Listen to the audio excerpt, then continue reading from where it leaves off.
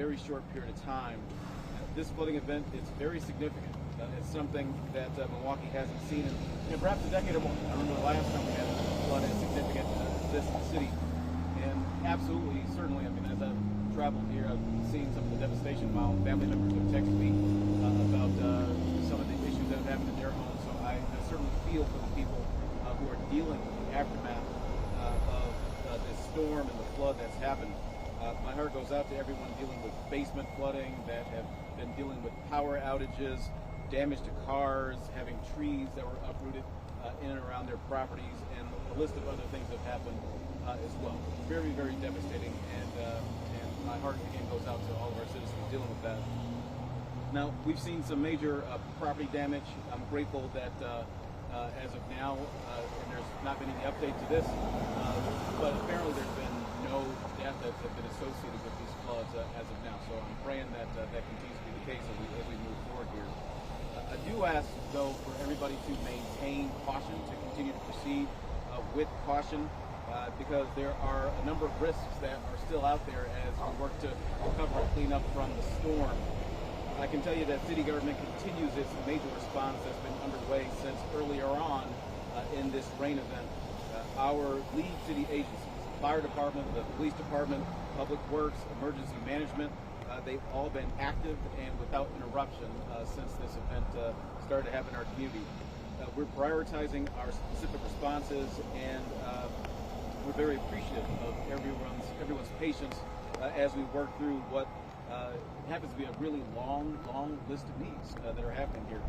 My team has been in touch with the governor's office about an emergency declaration, and we've been working very closely with Milwaukee County to coordinate shelter, safety, and other necessities for residents right here in our community.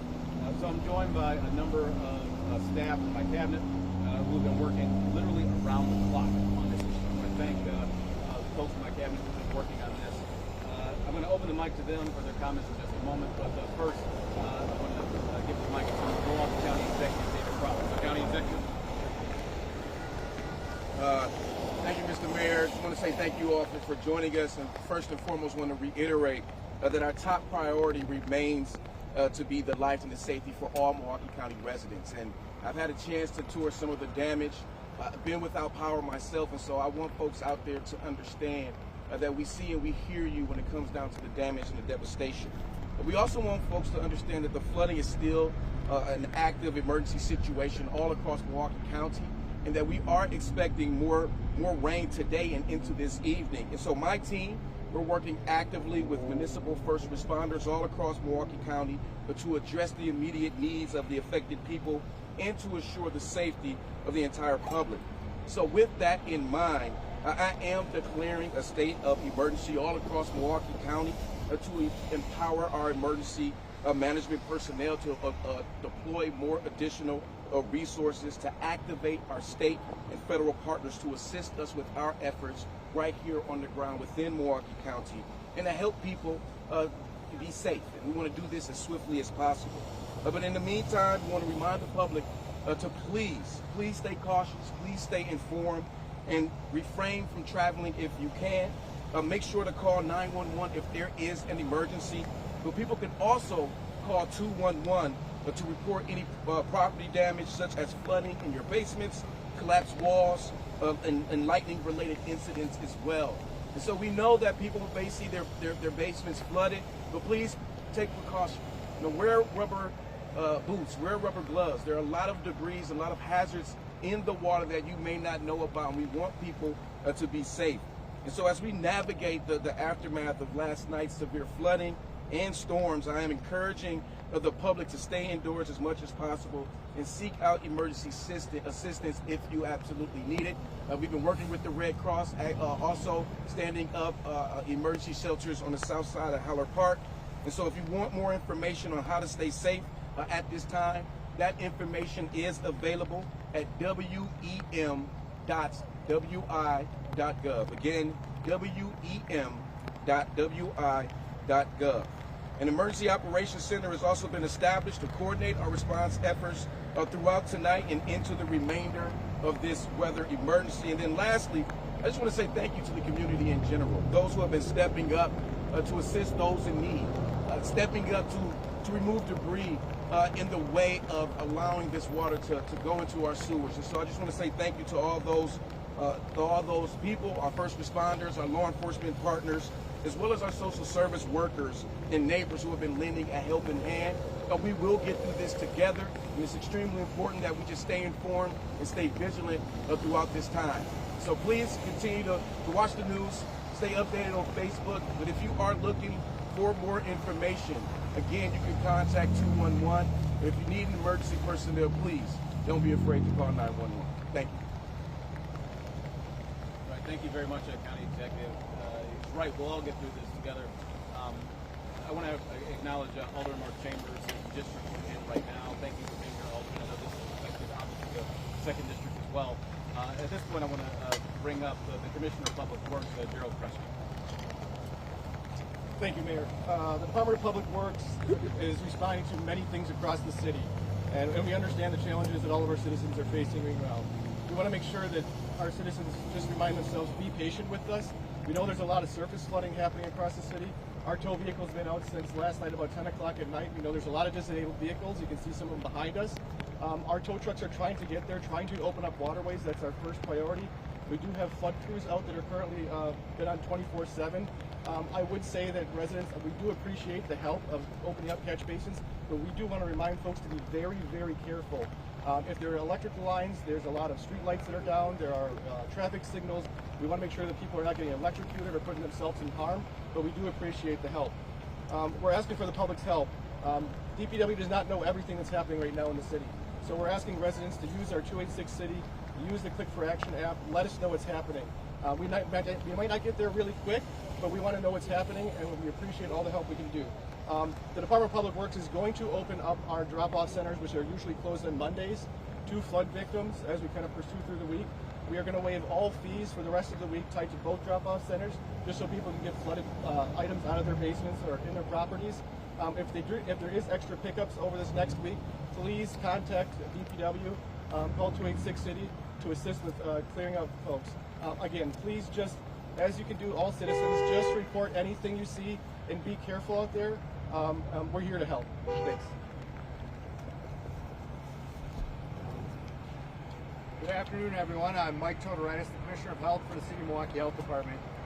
Just want to share some important information as we deal with this ongoing rain and severe flooding. We're working closely, obviously, with the Mayor's Office, DPW, and MMSD to respond. And as the Commissioner and Mayor and County Executive said, please stay out of the flood water. There can be lots of hazards there, whether that's electricity or debris that you cannot see. So stay out of the flood water if you can. Do not try to drive your vehicle through if you can avoid doing so. And if you do need to go into the floodwater, perhaps in your basement, make sure you're wearing protective equipment, whether that's boots and gloves and goggles. And if you have to go, please wash your hands very carefully afterwards, because the water can be contaminated with any sort of chemicals and potentially backed up sewage. That floodwater, again, can carry bacteria, so if you do have to interact with the floodwater, make sure you're washing any open wounds that you have, and if you end up having an infection afterwards, please contact your provider.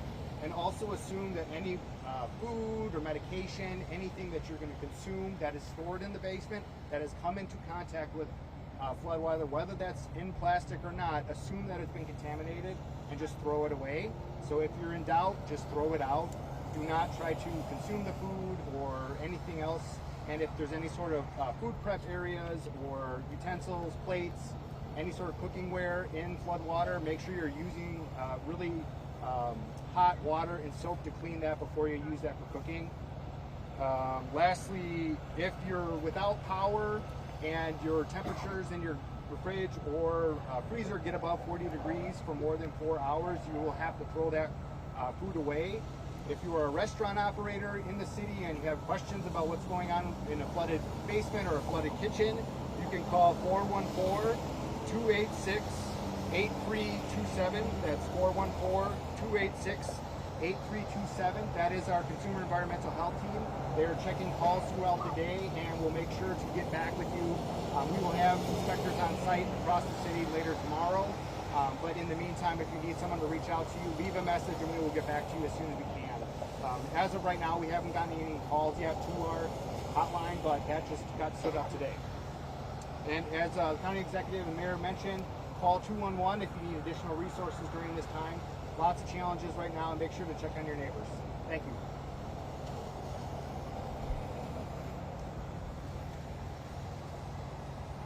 Chief Aaron Lipsky, Milwaukee Fire Department.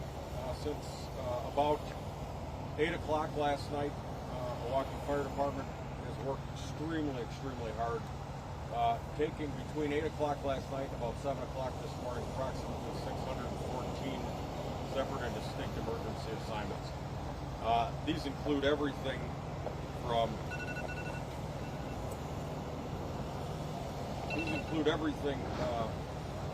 the electrical trouble caused by water working its way into electrical components to irregular run-of-the-mill emergency medical service runs, natural gas leaks from pilot lights being extinguished from floodwaters and or water getting into somebody's basement, wires down, trees on wires, transformers exploding, general fires. We had a second alarm fire down in Walker's Point towards the lake. That was a 10-story cold storage building. At the same time, we had another fire on Industrial Road. We had a number of other fires overnight. And just in that time, we had approximately 65 water rescue assignments for people such as the people that you're witnessing behind us here, who just are smarter than everybody else. We've been telling people over and over and over again, don't drive through the water. But they know better. This is how we have hundreds of vehicles around the city, blocking intersections, making progress absolutely impossible. No, you got a bug. All right. So here's the point. We need everybody to help us out here. We can't do everything. We can't be everywhere at once. Don't drive through the floodwaters. If you're going into your basement, you've had a flood. If it's up any higher than your knee, don't go in there until it recedes or you get it pumped out. The electrical components, they'll electrocute you, and that'll be that. Depending on the amperage coming in, it's pretty deadly. If you have an electric vehicle or a hybrid vehicle and you're partaking in this activity, or it was caught in the floodwaters, you need to have that vehicle checked out by an authorized mechanic. These batteries that are going through floods are just about spontaneously combusting and causing a very real fire problem for everybody. So get that checked out properly before you start using it again. I do want to recognize that we had a tremendous amount of help from surrounding communities, because we were tapped out very early, just on the sheer quantity of runs. So we had about a dozen fire departments from Racine County, Ozaukee County, Washington County, Waukesha County. They came in and they worked all night right alongside us so that we could just get through some of the runs. We don't like queuing runs. We don't like waiting, but we only had what we had. We actually split our dive team in half last night so that we could just hit more runs and clear more runs. We pulled dozens of people out of cars and off of cars trapped in the middle of floodwaters. This floodwater, it may look like it's not moving real much right here, but that can really have a strong current. The other problem with it is when you get these excessive floods like this, the water pressure in the sewer system actually lifts the lids off the manholes. And so you can fall right into that manhole. There's not a whole lot of coming back from that. So stay out of the floodwaters, please. Again, I can't say enough about the work of everybody that went into getting this far. We are still in the middle of it. We're still catching up right now. And the rain that you feel overhead here isn't going to make it much better. There's another system headed at us. But we're doing everything we can. We really could use the public's help with those issues. So thank you very much. So I'm not going to add too much more than what's already been said. I believe we understand the challenges that we're dealing with right now. Our system, our public safety system, our public works system is strained right now. Please, public, help us help you by keeping yourself inside if possible, off the roads. just as Chief Lipsy said, moving water that doesn't look like it's fast moving can be dangerous. While it may look cool to look at, stay away from it. If you need help, please call 911, but understand we are all trying to work together through all this. So again, help us in regards to making sure that you can do what you can. Stay off the roads, stay away from all these high water areas, just so that we can continue to do our work in regards to helping out people who are actually in need. So thank you, and appreciate that everybody's working this work that we're dealing with today. Thank you all so much. Again, these leaders, they've been working all night, just around the clock on this issue, working to keep our community safe in order to make sure that the streets again become passable and safe, and encouraging people in our community to be safe as well. I want to thank them for all the work that they're doing. We're happy to take a couple of questions right now. We know that there's another storm system that's making its way through right now, so let's be as brief as we can, but take some questions. So in some of those areas that have excessive flooding, just repeat your question. Walk us through the difference between emergency declaration. We have one from the county, which you're contacting the governor. What does this one do? What does the next one do? How does it open up businesses? I might leave that to the county executive to answer that question, considering his declaration there. But if there are particular things that the county is able to do that opens up opportunities for us to pull some dollars or resources down, maybe that's one thing. The same thing with the governor. I do know that we have been in touch as well with Senator Baldwin's office as well as Representative Moore's office. They're going to work to make sure that we're able to receive some funds as well from federal sources.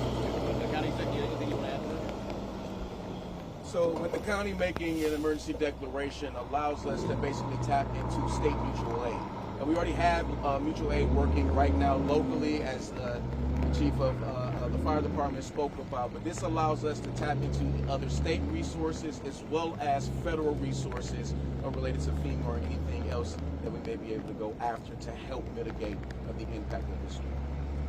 Question for the commissioner. Before you do that, Nick, just to put a finer point on that, I want to have the director of our Office of Emergency Management, Ryan Zollicoffer, to come up and address that question as well. Yeah, thank you, Mayor. Ryan Zollicoffer, Emergency Management Director. We did reach out to the county as well as to the State Emergency Management Agency. What's going to happen is we're going to send out an incident management team. They're going to do a preliminary assessment of the conditions associated with the financial cost or the impact of the storm.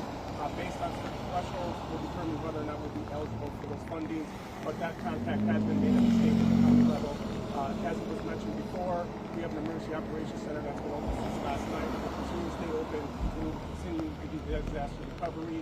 It should be noted too as well that Impact 211 has been set up for folks to submit claims as far as associated with damage, so we can collect all that information and we can get a cost summary to the state to see if we're eligible for the engineered numbers for that.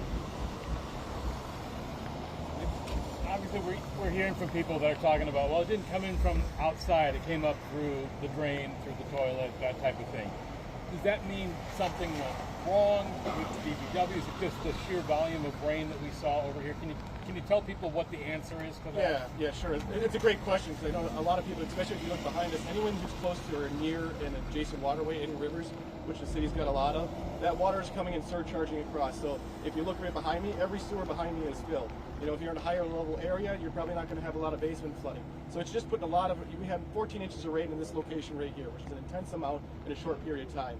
So there's no sewer system across the country that can maintain that amount. So as we start moving forward and the rain starts to dissipate, it'll start going out. So I know I had water in my basement. I'm pretty sure a lot of the folks behind me had water in their basements. It's just the amount of volume that came so fast. It's an intensity issue.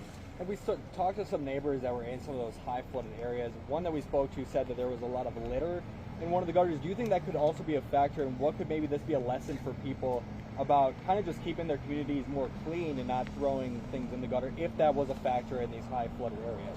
Yeah, I think there's some contributing factor to litter. I mean, we see it every time with the catch basin. I would say because the rain came down so intense, not every resident can get their garbage receptacle and it tipped over, and a lot of debris is all over the place. You're going to see that over the next week. We're going to have street sweepers out, et cetera, to help with that. But I would say on a normal basis and on a daily basis, if the community can help keep roadways clean, that is a huge contributor to getting water into the catch basins. if behind me, those catch basins are not taking any more water because we're talking about river flooding, but any help of picking up debris in the waterway or in the roadway will help. One more question about emergency declarations. I'm not sure if I'm the right person. We talk to a lot of people who don't have insurance, like their cars, their home. We may not know the answer yet, but do funds open up for people like that? I think that's avenues for people down the road to apply for assistance if they don't have insurance. Yeah, we consider those individual assistance policies associated with if they are uninsured. If there's a significant amount of damage, we can look at other revenues and sources of that.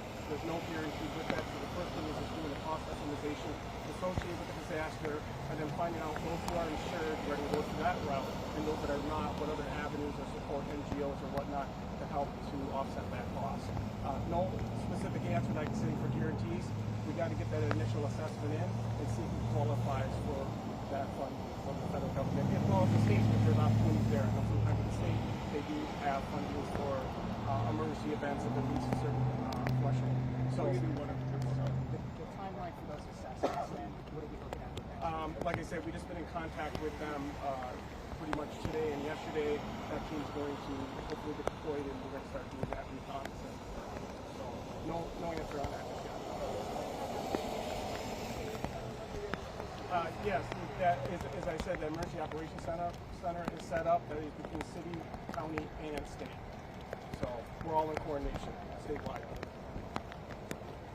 Yeah, doing a Alderman Mark Chambers in the 2nd District. I kind of want to harp back on to one of your questions that you talked about, the cleanliness of our districts in our city. You know, besides the river basins being flooded or anything, this is a prime example of us taking care of our communities. I know I've been out since about 8 o'clock this morning. I know Montreal Kane and Mirror Cares and Von Mays and Concourse and his crew been out clearing up catch basins as safely as they possible, and we've been discovering extreme amount of trash around the sewer grates and causing our streets to flood. You know, there's a real reason why Alderman Russell Stanford created the Big Clean for us to care about our communities. This is a prime example of why we need to care about our communities. You know, there's a lot of trash on these sewer grates. I done witnessed people drop pizza boxes, liquor bottles, wrappers, anything, you name it on there. So Milwaukee, please, please, please, please, please, please take care of your community so we won't run into situations like this. So we want to exhaust our services for our chiefs and fire and police departments or Department of Public Works. You know, so county executive won't have to declare a state of emergency for things that we can simply care about, and which is our neighborhood. So, you know, let that be a PSA and let this be a lesson learned that, you know, if we do better, we'll get better. And that's all I really wanted to touch base on. So thank you for bringing that question up, and I'm very confident that, you know, our leadership behind us is doing whatever they can, whatever it takes, community leaders as well, to ensure that everyone is safe, secure, and we'll get through this together. Thank you, everybody.